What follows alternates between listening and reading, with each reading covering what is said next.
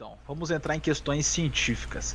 Opa. Existem muitos argumentos que demonstram, por exemplo, a veracidade do Big Bang dentro das questões científicas. Por exemplo, você vai ter, eu acho que esse aqui talvez seja um dos mais conhecidos, né, que é a questão da radiação cosmológica de fundo, que é um argumento, digamos assim, que eu considero pró Big Bang. E também tem outros, por exemplo, não sei se vocês querem comentar separadamente, mas, por exemplo, o efeito, acho que é assim que pronuncia, Doppler, é assim que fala? Doppler. Me fugiu agora. Doppler também, que é muito usado, a finitude da velocidade da luz. Você tem também, por exemplo, a radiação que eu falei, cósmica de fundo, que talvez seja um dos mais usados, que são argumentos usados para defender o Big Bang. O que vocês consideram e como é que vocês colocariam isso, digamos assim, em escanteio, né, como uma possibilidade que inviável, por exemplo, dentro da visão pessoal de vocês? Então, vai lá. Ó, primeiro, para ter uma noção, todos esses argumentos são questões de observação. Tá? George Ellis, ele escreveu algo muito interessante lá nos 1970 e bolinha. Ele disse o seguinte, que um Deus benevolente poderia ter criado o universo com toda essa aparência de um universo antigo, tá? E já em funcionamento e tudo mais. E seria impossível para um observador aqui na Terra simplesmente dizer que isso não teria acontecido. Tá? Ele poderia discordar dessa premissa, dessa proposta, mas ele não teria como refutar, nem tampouco como desprovar. Bom, refutar e desprovar é a mesma coisa. Como refutar essa proposta. Em outras palavras, deixa eu colocar da seguinte forma. Se Deus tivesse trazido o mundo à existência há 30 minutos atrás, você teria como provar que isso não teria acontecido? Você fala assim, não, mas eu jantei, eu fiz isso, eu fiz mais aquilo. Não, você já foi criado com todas essas coisas na sua mente. Como é que você poderia chegar e provar que isso não teria acontecido? Percebe? E se eu chegar e falar assim, e se Deus tivesse criado o mundo há 30 segundos atrás? A pessoa ia falar assim, não, mas há 30 segundos atrás não faz sentido, você não fez a pergunta? Você tem certeza que eu fiz a pergunta? Será que nós não fomos já criados com todo esse negócio pronto? Percebe? É impossível a gente provar cientificamente que o universo não tenha sido criado há 30 segundos atrás ou há 30 minutos atrás. É impossível. Você tem que acreditar que ele não foi criado há tão pouco tempo atrás assim. Por quê? Você chega e fala assim, não, nós temos evidências. Quais são as evidências? Lembra, vamos voltar lá no Jardim do Éden rapidinho, para eu dar um contexto de fundo ali. Tá? Imagina se a gente pudesse voltar lá nesse terceiro dia da criação, quando Deus traz à existência árvores e plantas e tudo mais. Se eu pegasse e cortasse uma árvore, será que ela teria anéis dentro do tronco dela? Mas ela acabou de ser criada, e esses anéis que estão ali? Se eu pudesse ir lá no início, no Éden, logo no comecinho, tá? Nos primeiros 6 dias da criação, e eu pegasse uma rocha, será que eu encontraria nessa rocha, por exemplo, urânio e chumbo na rocha? Eu ia datar essa rocha com quanto tempo? Percebe o contexto? Ou seja, essa ideia da criação como idade aparente é muito forte. Além disso, a gente tem as outras coisas. Vou deixar o Marcos falar aí, mas deixa eu só colocar algo rapidinho aqui para você dar uma olhadinha. Algo que tem sido muito interessante aí, dá uma olhadinha só, publicações do James Webb. Tem mais de 830 nesse site, que é do Space Telescope Science Institute. Tá? Só estou dando algumas aqui. Tem uma delas que é muito legal, essa aqui, ó, onde eu estou passando o mouse em cima. The Ages and Metallicities of the Globular Cluster in the Sparkler. É uma publicação recente, rapaz, falando de um objeto aí, um grupo de galáxias no nosso universo, que literalmente, rapaz, é um negócio assim espetacular. Tá lá longe, mas tem tudo de pronto nela. E eu só citei alguma aí, tem um monte de publicações, são mais de 830.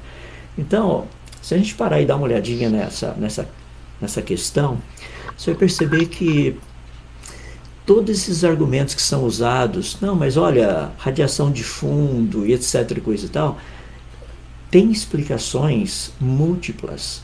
O Big Bang não é a única. A gente pode explicar isso de outras formas. Eu só vou deixar aqui, deixar o Marcos falar aí. A gente pode voltar nesse tema aí depois, a gente trata um pouquinho mais. Vai lá, Marcos. Olha, outro dia eu falei que eu virei um cosmólogo e um astrônomo, né? Porque eu tô lendo.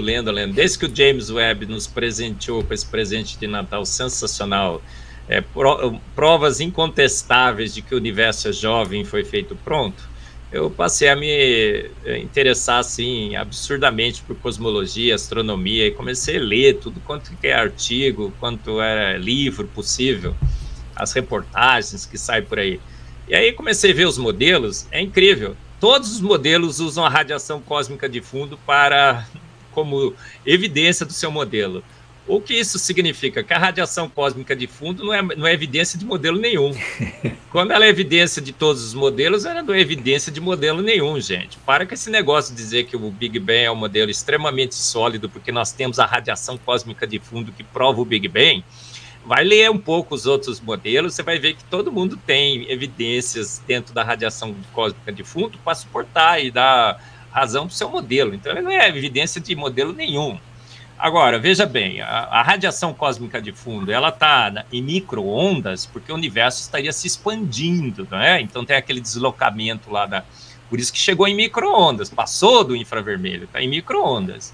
Mas, aí vem a foto do James Webb. Por que o James Webb foi fantástico? Detonou com tudo, com tudo. Porque, olha só, se as galáxias estavam próximas e o seu universo está expandindo, porque estava pequeno, né? Ele está expandindo. A partir de Z 1.9, o Jason Lisle fala isso numa entrevista que ele deu, então não é o Marcos Herege, que não sabe astronomia e cosmologia, que está falando, é o Jason Lisle, um astrônomo, um cosmólogo, que estuda só isso a vida dele inteira, porque ele só se dedica à apologética de uma Terra e um universo jovem. Ele diz assim, olha, a partir de Z 1,9, o efeito de ótica, a ilusão de ótica da expansão do universo teria aumentado as galáxias. E a galáxia está bem pequenininha. Por que ela está super concentrada e massiva? Porque ela está muito longe. É o efeito só de distância, gente. A expansão foi para o espaço. O James Webb lançou a expansão do universo para o espaço. E agora a gente tem que achar outra explicação para o redshift, porque parece que não é mais a expansão. Então a radiação cósmica de fundo, que foi um efeito da expansão, também está sob júdice. Está tudo sob júdice. O modelo eles estão back to the drawing board, de volta à prancheta. E estão tentando salvar o modelo, até agora não veio nada razoável, né, Adalto? Não. Então, olha, a radiação cósmica de fundo, eu acabei de ver, estava vendo, preparando para o debate, saiu uma reportagem assim, a expansão do universo foi destruída pelo Big Bang. Eu estou para ler esse artigo agora. Por quê? Porque foram medir lá as estrelas, né, que eles usam para... que varia... Como é que elas chamam, Adalto? Safe Fates. As Safe Fates. Foram medir a radiação cósmica de fundo, a luz das fotos do James Webb.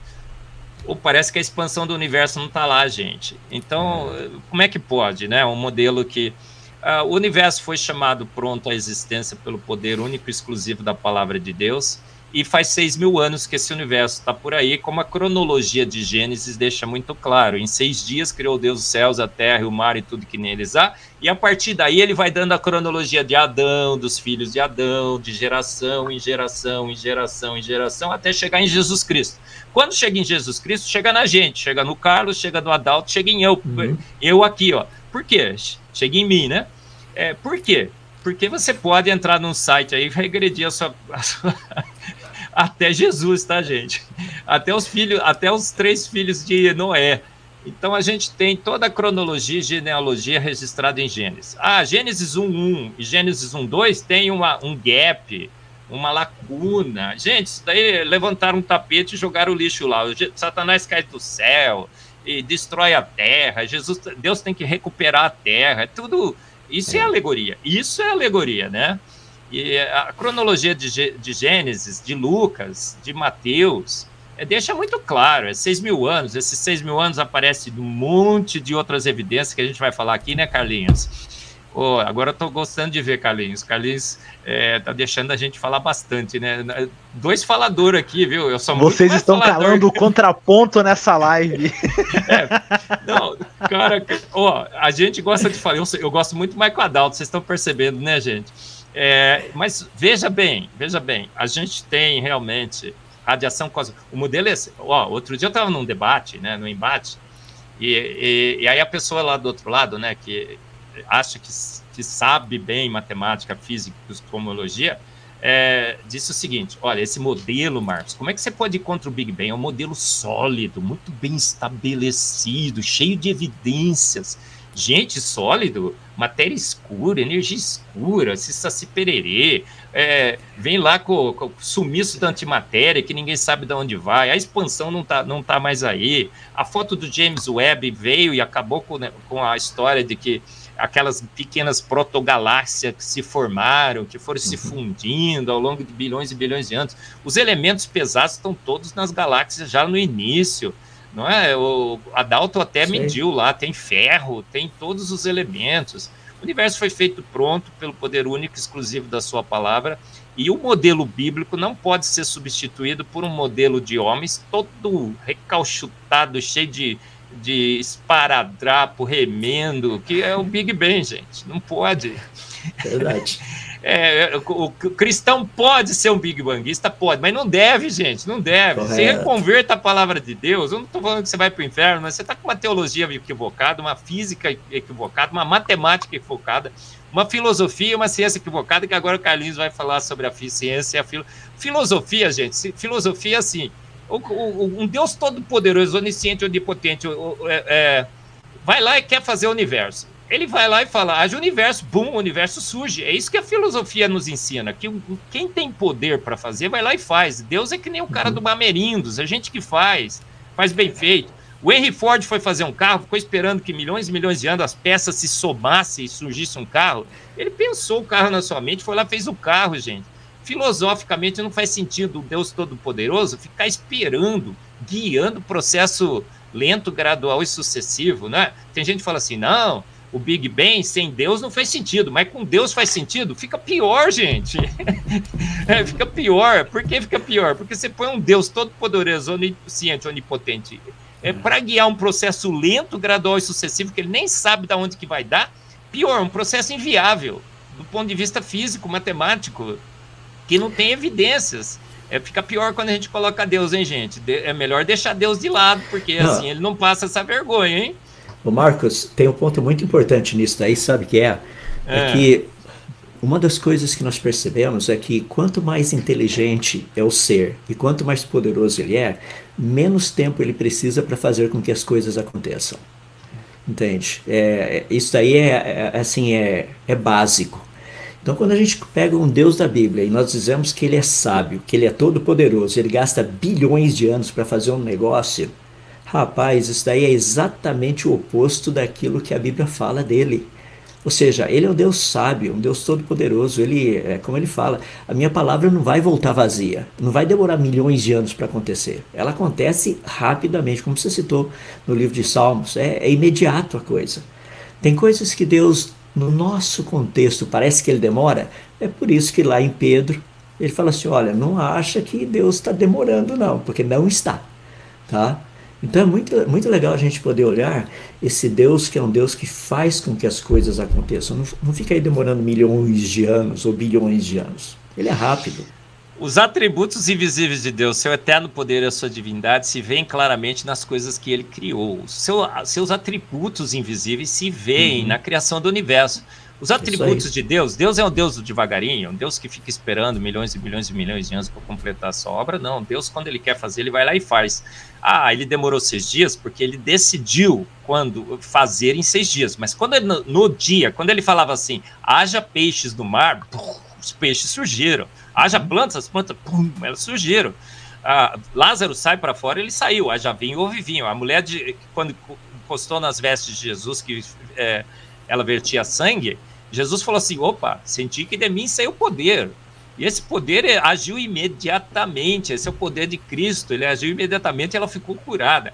O cego precisou passar, né, o cuspe assim e se lavar.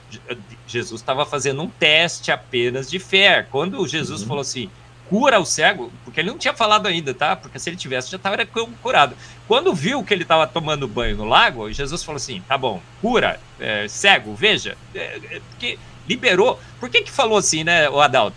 Por que ele falou assim, Lázaro, sai para fora? E Jesus não falou, essa é uma brincadeira, tá? Por que ele falou, Lázaro, sai para fora? Não falou, sai para fora. Por que, Adalto? Porque se ele tivesse falado, sai para fora, o que aconteceria? Não, primeiro que ele teria que sair para fora, né? E tem que sair. Sair para dentro por que ia ser ele difícil. falou Lázaro? Por que Jesus falou Lázaro, sai para fora? Rapaz. Porque senão saía todo mundo, gente. O poder da palavra de Deus é incrível. Sai para fora. Não ia ficar um único. Todo mundo ia aproveitar a carona, ia sair junto.